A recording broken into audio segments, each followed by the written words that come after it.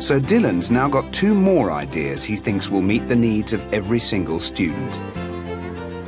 He believes no child should ever be left behind in class.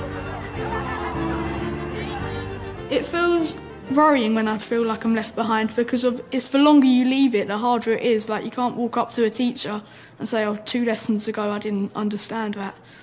When I don't quite get the lesson, I feel like more stupid than everyone else, because they'll be like doing the work and I'll be asking the teacher for help. Dylan doesn't just want one student to answer, but all 24. Hi. I think the next stage after you've got no hands up under your belt is what I call all student response systems. What you need is one of these, a mini whiteboard.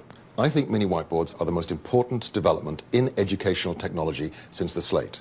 If you want to get every student engaged, if you want to find out whether they've understood something, you ask a question, the students write their answers on the mini whiteboards, and then they hold them up. And you can quickly eyeball the whole class to see if they've understood it or not. It's very simple, but incredibly useful.